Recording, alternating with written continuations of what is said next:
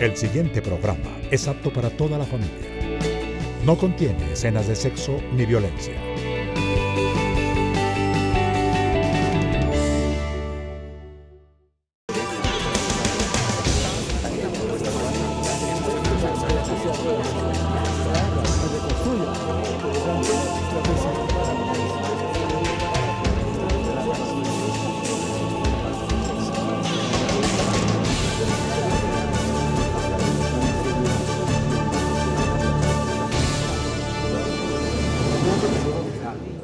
La educación en el mundo se defiende de grandes capitales y corporaciones que quieren acabar con los sistemas públicos para lucrarse de ella.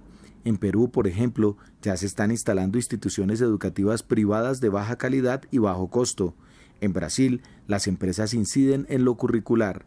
Argentina está en la lucha por jornada única, allá la llaman completa. En Colombia hay varios empresarios que quieren sacar tajada de la construcción de megacolegios. Ese es el panorama, salvar los sistemas públicos de las garras privadas. Buenas tardes, bienvenidos a Contrastes, porque la realidad tiene diferentes miradas. Este es un espacio de la Federación Colombiana de los Trabajadores de la Educación, concebido para que ustedes en la tranquilidad de su hogar construyan opinión. Hoy nuestro tema vuelve y juega, la educación.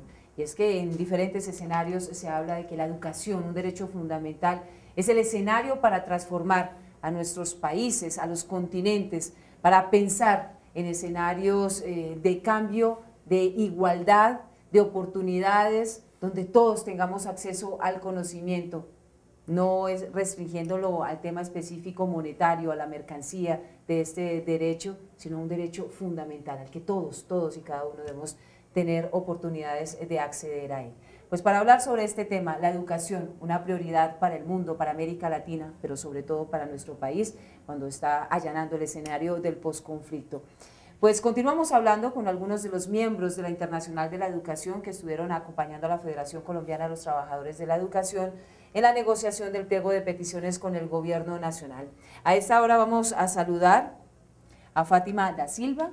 Ella es vicepresidente de la Internacional de la Educación para América Latina. Mil gracias por acompañarnos en Contrastes. A nosotros que es un honor poder volver nuevamente a hablar contigo y llegar en las casas de las personas a través de este programa. Mil gracias, Fátima. También saludamos a Roberto Baradel. Él es secretario de Relaciones Internacionales de la CTA, la Central de Trabajadores de Argentina, y también hace parte de la Junta de CETERA, que es la Confederación de Trabajadores de Argentina. Mil gracias y bienvenido también a Contrastes. Bueno, muchas gracias, es un placer estar acá con ustedes. Dos países que son evidentemente para América Latina puntos claves en el tema de educación y en la transformación social. En este momento, ¿cuál es la situación en materia educativa? Porque sabemos que en el escenario político está bastante fuerte en Brasil. En el escenario educativo, que había tenido cambios y transformaciones muy importantes, beneficiosas por supuesto para la ciudadanía, ¿qué cambios estructurales podemos determinar en este momento que jalonarían de alguna manera América Latina frente al tema de la educación, de la transformación? Bien, yo creo que un registro que tenemos que hacer cuando vamos a avaliar el cumplimiento de las metas del milenio el próximo mes de maio em Coreia do Sur. E também vamos pensar pós-2015 as metas educativas para o conjunto do mundo. Primeiro, de fazer este reconhecimento que por diversos governos que em nosso continente são mais do campo democrático, mais do campo social, há melhorado os indicadores sociais, todos os indicadores sociais. E destes é o indicador de educação. A própria ONU, as agências internacionais reconhecem que em nosso continente mais niños entraram na escola durante esses últimos 10 anos e mais pessoas tiveram acesso à educação e à enseñança superior. Isto também porque a sociedade civil organizada reivindica destes governos uma política educativa que atenda às necessidades. Creio que este é ponto importante para pôr na agenda nossa de balance do conjunto de América Latina. El otro es reconocer logros de leyes aprobadas nacionalmente que resgata la soberanía también de los países en el campo educativo e também um processo totalmente de repensar a educação pública no sentido de formação de professores e na formação de professores e também o acesso à educação. Pero todavia ainda é insuficiente. Nosso continente tem uma grande deuda social com sua gente em vários aspectos, pero en el aspecto educativo también. ¿Cuál es el escenario en Argentina? Que estuvo convulsionada el año pasado, diferentes movilizaciones por parte de los maestros frente al tema salarial. Sí, enfocada a algunas provincias, o la más grande, que es la provincia de Buenos Aires. Yo soy además secretario general del Sindicato Docente de la provincia de Buenos Aires y tuvimos una huelga de 17 días por la discusión salarial. Nosotros en Argentina tenemos una ley de financiamiento educativo que establece una negociación nacional para establecer un piso en cada una de las jurisdicciones, que ninguna provincia pague salarios menores a ese piso establecido, y si una provincia no llega a pagar ese piso, el gobierno nacional la asiste financieramente, obligándose la provincia el próximo año a absorber ese aumento y ese préstamo que dio el gobierno nacional. Después tenemos paritarias, convenciones colectivas de trabajo en cada jurisdicción.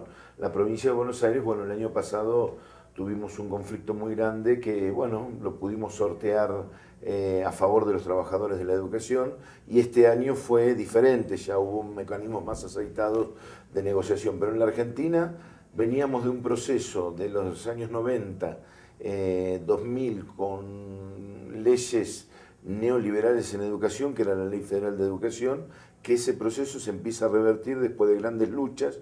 Una de esas luchas fue fundamental la Carpa Blanca en el año 97, que estuvo 3 años frente al Congreso de la Nación, y que tenía 2 consignas: derogación de la Ley Federal de Educación y una nueva Ley Nacional de Educación y una Ley de Financiamiento Educativo.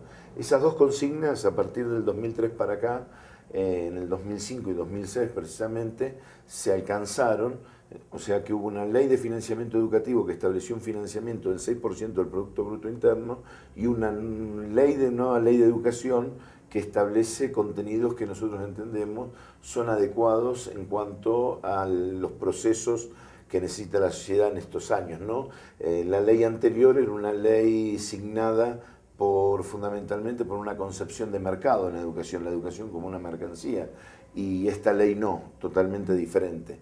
Y quiero plantear un hecho que fue muy importante ya por el año 2006, creo 2005-2006, entre los presidentes Lula da Silva y Néstor Kirchner, el Sindicato Docente de Brasil y el CENTE y CETERA, que establecieron un acuerdo claramente que la educación no puede ser objeto de los tratados de libre comercio, por no considerarla una mercancía, sino un derecho humano fundamental. Y esto creo que lo tenemos que tener muy en cuenta, más cuando hoy diferentes gobiernos están intentando llevar adelante el Tratado de Libre Comercio, los TISA, a través de países individualmente y no regionalmente, y quizás educación, salud y acceso al agua, sí, que son muy importantes, intentan colocarlos en los tratados de libre comercio, y eso deberíamos oponernos, ¿no? ¿Eso lo logra el sindicato de maestros? ¿El transformar el que la educación deje de ser un escenario, una mercancía, un tema de oferta y demanda? Exactamente, con un planteo que nosotros le hicimos al gobierno en ese momento de Néstor Kirchner, que fue receptado positivamente, e inclusive está dentro de nuestra ley de educación, y además esta acta que firmaron tanto los presidentes con los sindicatos docentes, los presidentes de Brasil y de Argentina. Es una primera pausa y volvemos en Contrastes. Radio Revista Encuentro. Programa institucional de PECODE. Encuentro. Sindicalismo, arte, cultura, actualidad, tecnología, pedagogía, educación. Encuentro. Las expresiones de vida con que se construye Colombia tienen un punto semanal de encuentro. Todos los sábados a las 7:30 de la mañana por Colmundo Radio.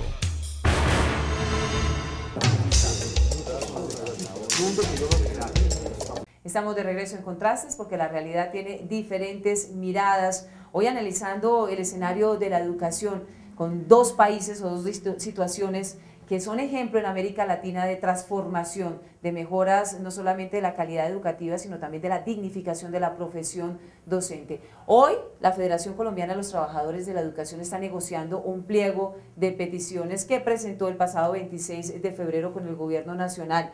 Acuerdos incumplidos están en ese pliego, infortunadamente, porque el gobierno no ha cumplido unos puntos específicos para dignificar la profesión docente y mejorar la calidad de la educación.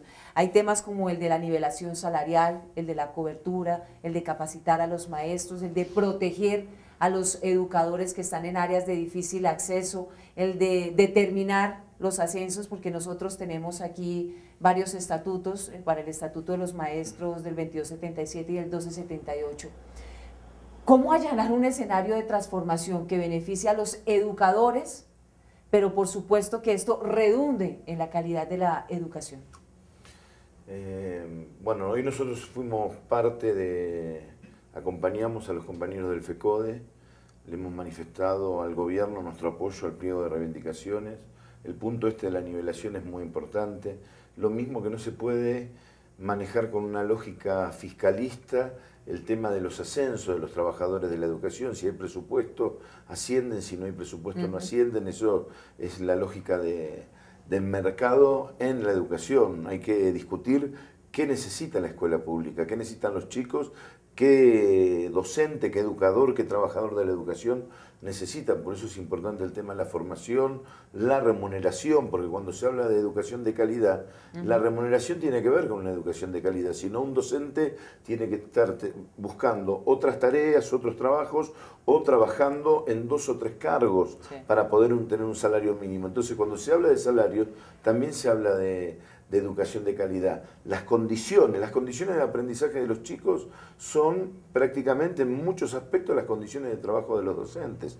Entonces esto hay que tenerlo en cuenta, por eso es muy importante, bueno, apoyar el pliego que llevaba FECODE.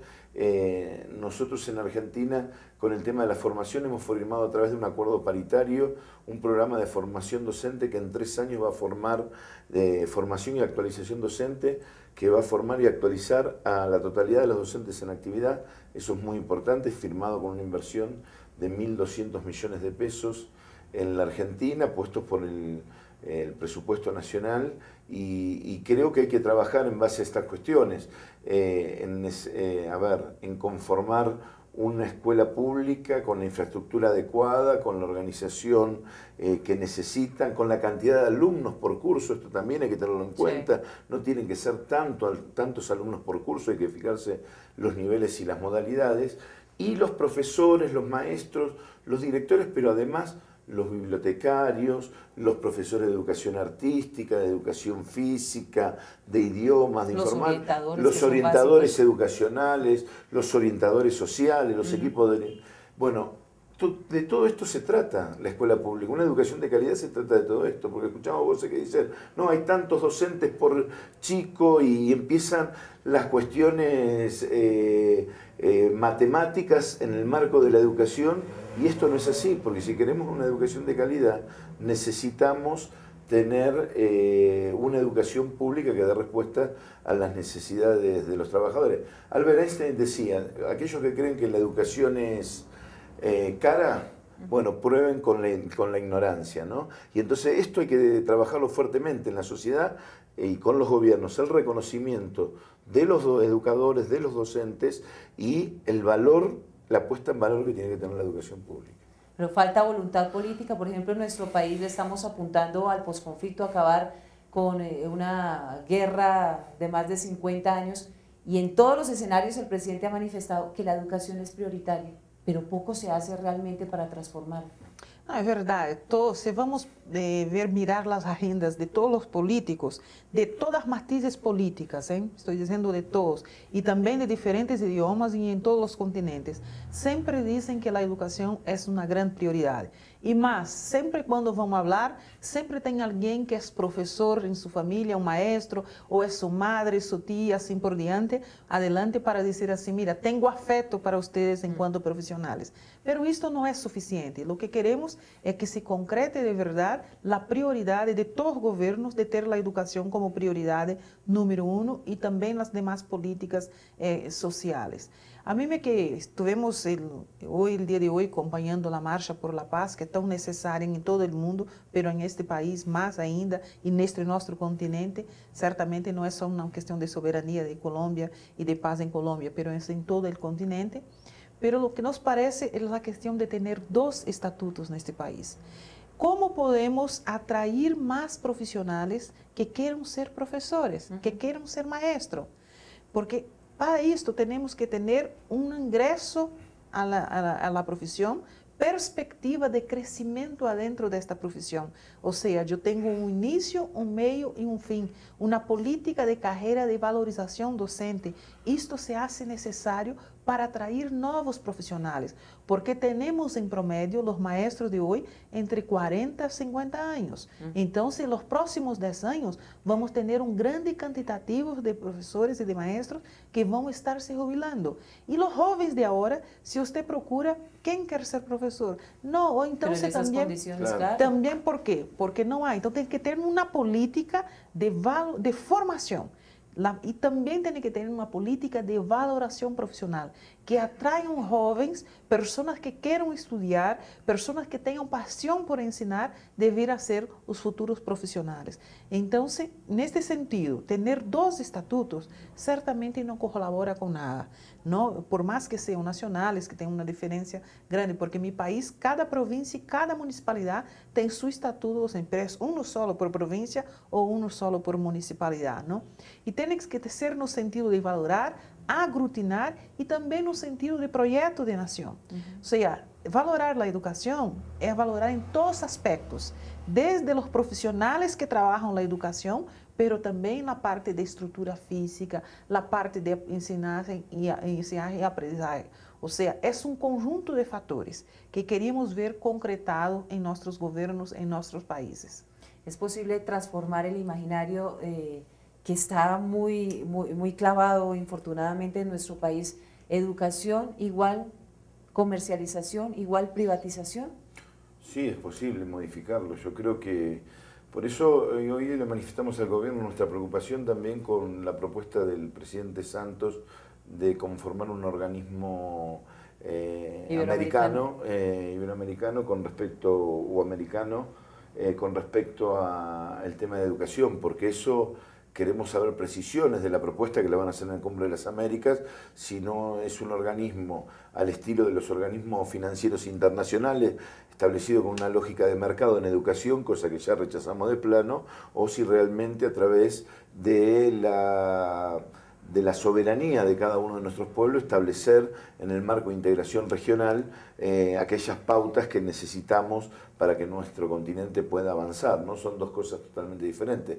Y yo quiero hacer un apartado en esto, bueno, felicitar a FECODE por el liderazgo que tiene en el tema del proceso de paz en Colombia, que como coincido con Fátima, no es para Colombia, o sea, ustedes se merecen tener la paz que hace muchos años no tienen y han tenido muchas víctimas y ha habido muchas atrocidades y tienen que alcanzar la paz. Y eso es muy importante. Pero además la paz en Colombia, la paz que triunfa este proceso de paz con la FARC y posteriormente con el ELN en Colombia, significa paz para América Latina, significa menos carrera armamentista, significa que las bases militares no tienen sentido, no tienen que estar directamente en nuestros países, bases militares de Estados Unidos, y trabajar con un esquema de cooperación, de solidaridad e integración de los pueblos. Entonces, hoy yo lo decía, que triunfe la paz en Colombia es un paso fundamental en la lucha contra el neoliberalismo. Una pausa y volvemos.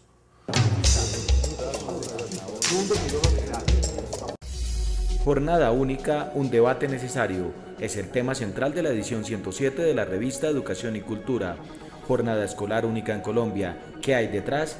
La jornada única como estrategia que busca mejorar los procesos educativos. Una expectativa que convoca la atención y disposición de los docentes. Revista Educación y Cultura, 32 años construyendo el movimiento pedagógico.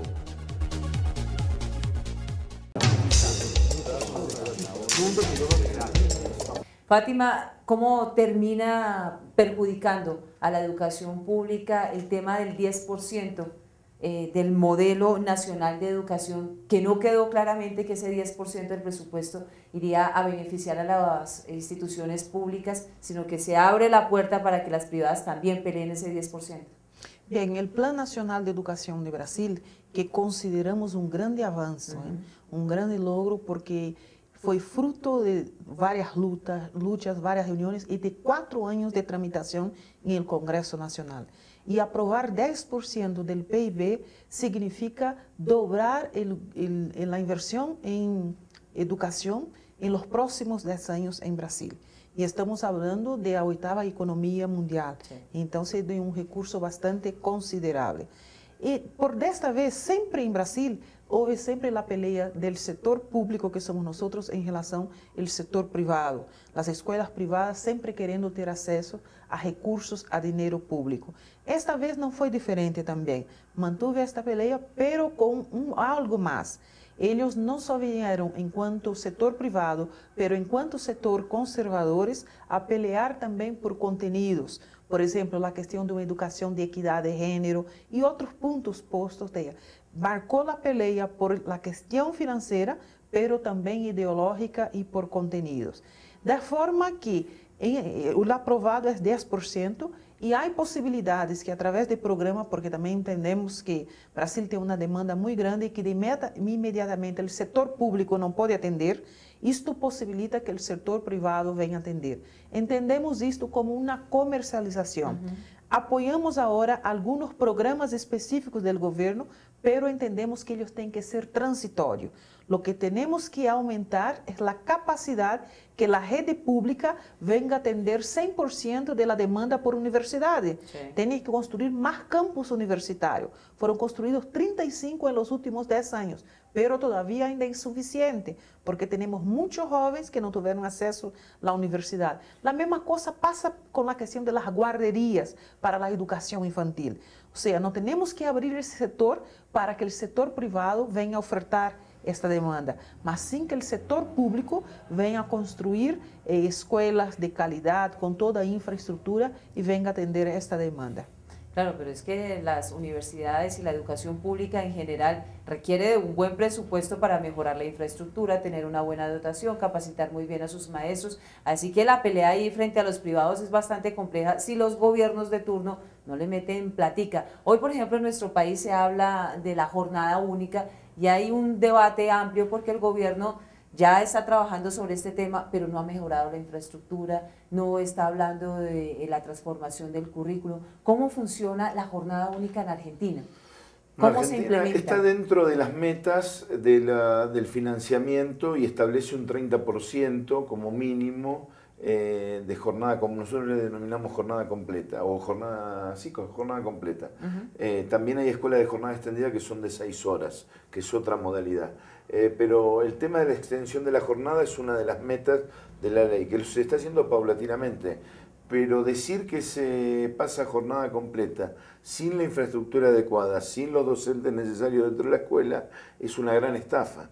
Por eso todos estos cambios hay que hacerlos realmente a conciencia, con los recursos humanos y materiales necesarios para que se puedan desarrollar como debe ser. Hoy es el porcentaje en Argentina de jornada completa es muy poco, estará no llegará al 10%, o andará en el 10% aproximadamente. Se necesita llegar por lo menos al 30%, que es lo que marca la ley, que creo que esa es la perspectiva. Más y mejor educación. A veces cuando nos dicen extender la cantidad de días de clase, nosotros decimos hay que extender la cantidad de horas de clases donde los chicos puedan tener acceso.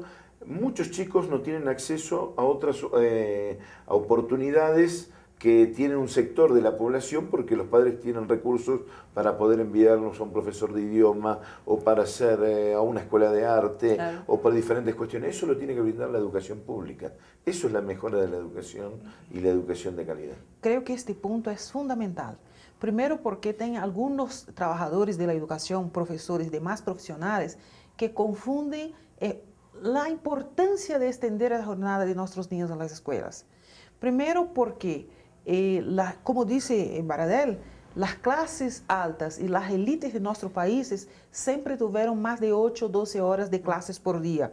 porque por mañana tem aula em classes, à tarde sempre tem aulas complementares. A los pobres nuestros, tuvimos uma época que se quedavam na escola solamente 2 horas.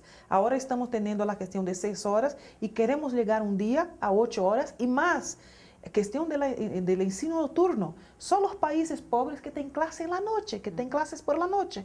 Então, se vamos ver os países desenvolvidos, todos só têm durante o dia. Então, nosso continente tem que caminhar para isto. Primeiro, não é ser contra a jornada estendida ou ser contra a jornada completa, ou seja, o aumento do tempo em classes. Não é ser contra. E também não é dizer, não há infraestrutura, então não vamos fazer. Mas é exigir que haja uma infraestrutura que repense a escola, também em parte de infraestrutura, pero curricular. Porque se for para poner um ninho 6, 8 horas em classe, sentado atrás, e não ter toda uma dinâmica de educação, há uma diferença de escola integral e educação integral. Estender a jornada tem que ter estes 2 complementos. E enquanto sindicatos, temos que estar em favor, pelear por isto e pelear por infraestrutura e condições de trabalho também e por outra dinâmica. Nossos niños merecem também ter uma educação integral. ¿Estamos allanando ese camino? ¿Estamos caminando específicamente porque la educación sea para todos y todas del mismo tipo de educación, no una educación para ricos y pobres, o estamos muy lejos todavía de hacer ese cambio de hoja? Mira, isto é toda uma questão também estrutural do sistema capitalista. E também há uma forte campanha de deterioro do público em relação ao privado. E isto não é verdade. Nossas universidades públicas são muito boas, de muita boa qualidade. E também uma coisa, quem faz pesquisas, quem estuda, quem faz todo, os medicamentos que saem ao mercado, de onde vêm as encuestas, as pesquisas dedicadas anos a fio? Vêm das universidades públicas, não vêm do setor privado. As faculdades, as universidades privadas querem muito lucro e formar cursos rápidos. Mas vamos ver, a produção científica em todo o continente está dentro de nossas universidades públicas, que são de muito boa qualidade. A mesma coisa nas escolas primárias e secundárias. Ou seja, há uma forte campanha para deteriorar o público, porque com isto ganha o privado, que daí as famílias ganham pouco, não quer pôr seu filho em uma escola privada, porque diz não é de boa qualidade, e põe uma escola cara, privada, e que também tem qualidade não tão boa. Ou seja, se vamos ver os resultados das avaliações que se têm, não dá esta grande diferença, mas há toda uma campanha incentivada por o setor privado de desmoralizar o público, não só em educação, mas também em saúde e todos os serviços. Para darte una respuesta, yo creo que todavía estamos lejos, pero estamos en el camino de la transformación. Creo que las transformaciones que se han operado en América Latina y hoy se están discutiendo en Europa también de reformas neoliberales que hoy estuvieron con la compañera de Suecia, que hoy intentan volver el sistema educativo después de reformas neoliberales a lo que es un sistema educativo inclusivo de calidad y público fundamentalmente. Yo creo que estamos en un camino, en un momento difícil, pero en un momento muy rico también y en un momento de transformaciones. Tenemos que saber aprovecharlo, uniéndonos cada vez más, generando mayor conciencia, dando la batalla de ideas y movilizándonos para poder producir los cambios que necesitamos. Frente a la educación pública, un ejemplo ya para terminar, en nuestro país la Universidad Nacional ocupa el primer lugar en el ranking de las universidades públicas y en la capital de la República esta universidad se está cayendo a pedazos. Claro. Es una paradoja. Así que hay que seguirle apostando a lo público, pero con platica, con recursos, de lo contrario es muy complicado. Mil gracias por acompañarnos en Contrastes y esperamos tenerlos próximamente para este análisis que es fundamental sobre el futuro de la educación. Gracias a ustedes y que FECODE tenga suceso en el proceso de negociación y que el gobierno, além del proceso de paz, pueda conducir un proceso de educación pública muy fuerte en este país. Bueno, Ojalá muchas gracias y todas las buenas intenciones, nuestro apoyo y nuestra solidaridad para que puedan triunfar en los objetivos que se han planteado. Muy bien, muchísimas gracias. A ustedes los invitamos para que nos reencontremos el próximo domingo aquí en Contrastes, porque la realidad tiene diferentes miradas. Feliz resto de día.